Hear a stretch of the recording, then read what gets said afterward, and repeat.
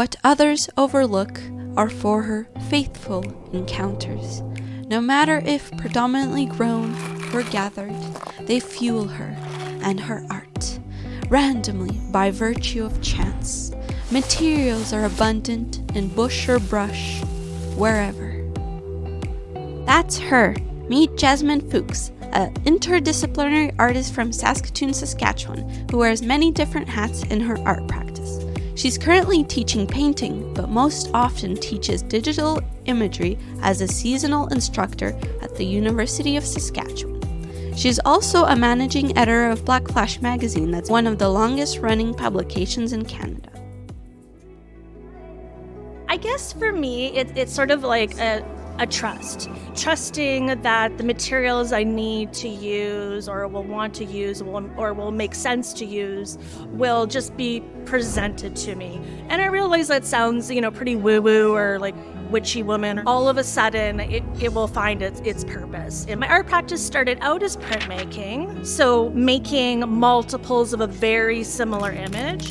But now it's very much an interdisciplinary installation practice, working with this idea of multiples, but not fixated on them being identical and that being sort of the measure of success. I'm constantly making, it might be putting out applications for grants or whatnot.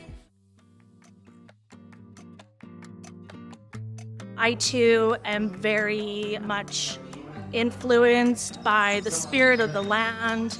If I'm gathering materials from nature, I'm very mindful of how much I gather. I try to put a focus on growing what I want to use in my own yard. I love found materials. I like saving post-consumer materials. For example, this morning I got a couple of magazine subscriptions, and they come in these really robust cardboard mailers, and inside is this really interesting packaging material.